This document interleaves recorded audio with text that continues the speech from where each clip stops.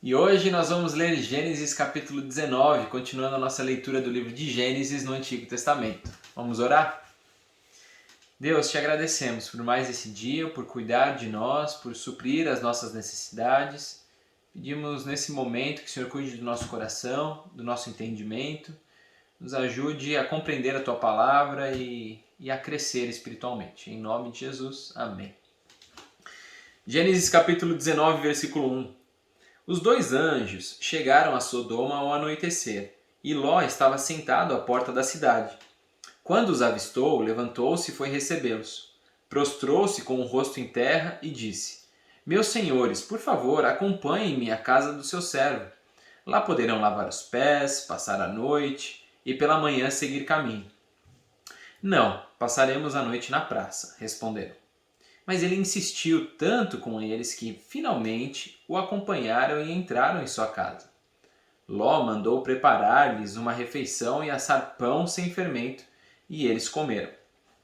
Ainda não tinham ido deitar-se, quando todos os homens de toda a parte da cidade de Sodoma, dos mais jovens aos mais velhos, cercaram a casa. Chamaram Ló e lhe disseram: Onde estão os homens que vieram à sua casa esta noite? Traga-os para nós aqui fora para que tenhamos relações com eles. Então já dá para ver a situação da cidade de Sodoma, quanto de pecado que tinha por ali. É uma perversidade muito grande, a ponto de chegarem dois visitantes, parece que se esgotaram todas as possibilidades de pecado naquela cidade. Aí quando chega uma novidade, todo mundo quer provar da novidade e fazer besteira com essa novidade aí, que eram os dois homens. Versículo 6. Ló saiu da casa, fechou a porta atrás de si e lhes disse: Não, meus amigos, não façam essa perversidade. Olhem, tenho duas filhas que ainda são virgens. Vou trazê-las para que vocês façam com elas o que bem entenderem, mas não façam nada a esses homens, porque se acham debaixo da proteção do meu teto. Então não importa se existia alguma lei de hospitalidade ou não.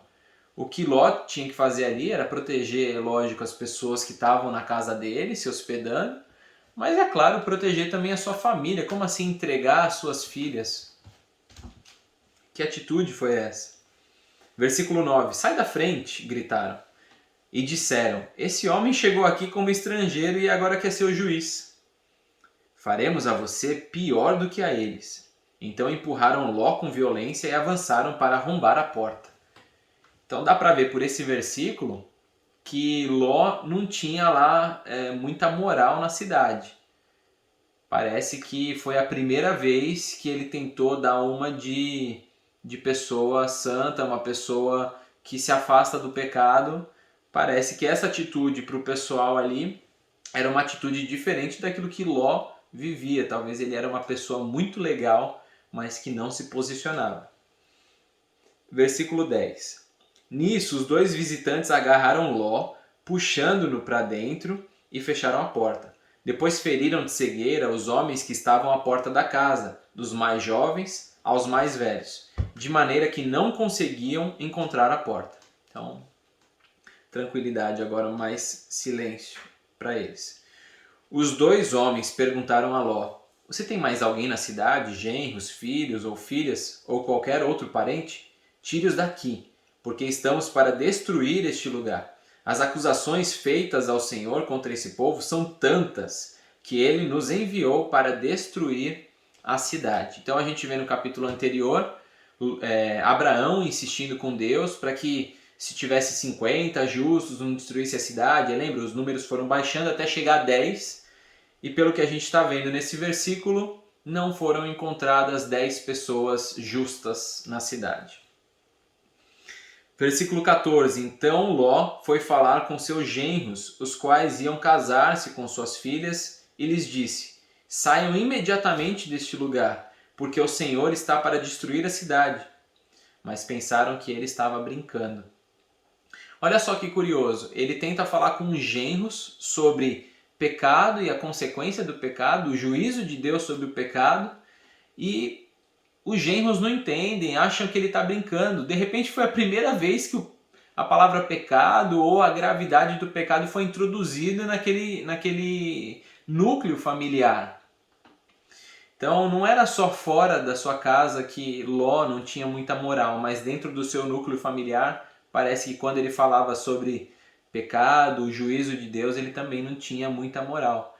Pareceu algo talvez estranho para os genros o juízo de Deus sobre o pecado. Talvez aquele núcleo familiar não entendesse a gravidade que o pecado traz consigo. Versículo 15. Ao raiar do dia, os anjos insistiam com Ló, dizendo: depressa, leve daqui sua mulher e suas 2 filhas, ou vocês também serão mortos quando a cidade for castigada. Não entendeu ainda? Vaza, sai correndo.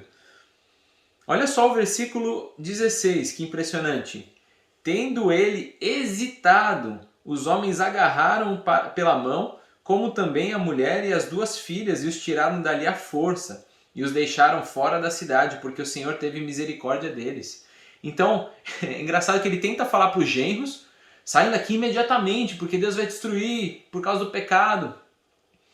E aí eles acham que está brincando. E depois que Ló vai pregar para eles, vai falar alguma coisa, o próprio Ló hesita de sair, demora para sair. E aí os homens têm que pegar ele pela mão, né, para levar lá para fora. Versículo 17. Assim que os tiraram da cidade, um deles disse a Ló: fuja por amor à vida, não olhe para trás e não pare em nenhum lugar da planície, fuja para as montanhas, ou você será morto. Então a ordem era: fuja, vá embora, nem olha para trás, senão o bicho vai pegar. 18. Ló, porém, lhes disse: não, meu senhor, seu servo foi favorecido por sua benevolência, pois o Senhor foi bondoso comigo, poupando minha vida. Não posso fugir para as montanhas, senão essa calamidade cairá sobre mim e morrerei. Aqui perto há uma cidade pequena. Está tão próxima que dá para correr até lá. Deixe-me ir para lá. Mesmo sendo tão pequena, lá estarei a salvo. Está bem, respondeu ele.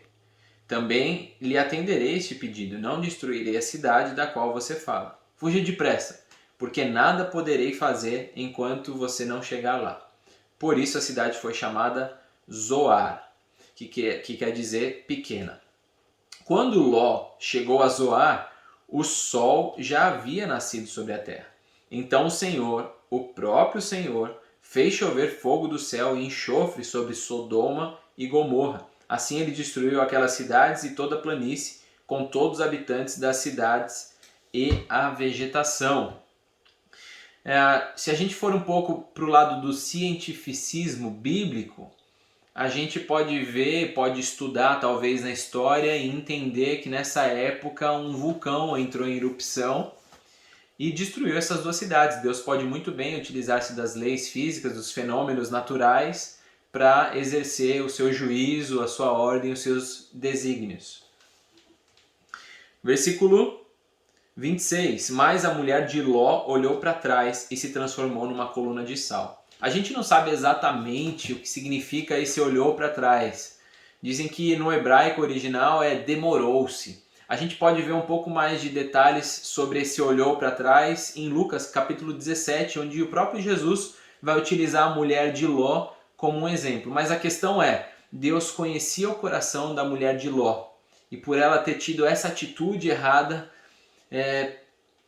pareceu que ela teve saudade do local, ou Deus já tinha dado o juízo sobre aquela cidade, falando: aqui é um local de pecado e vai ser punido. E parece que ela se demora, tem saudade, ou quer voltar para aquele local, não quer experimentar o que Deus tem de novo e desfrutar da salvação que Deus ofereceu a Ló, sua família, a ela inclusive. Versículo 27. Na manhã seguinte, Abraão se levantou e voltou ao lugar onde tinha estado diante do Senhor. E olhou para Sodoma e Gomorra, para toda a planície, e viu uma densa fumaça subindo da terra, como a fumaça de uma fornalha. Tá, então ele olha para lá e ele vira uma estátua de sal? Não. Então essa é a diferença de olhar, ou ela olhou para trás. O que significou ela ter olhado para trás? Deus conhecia o coração dela. Com certeza foi um olhar diferente, uma atitude diferente do que Abraão teve.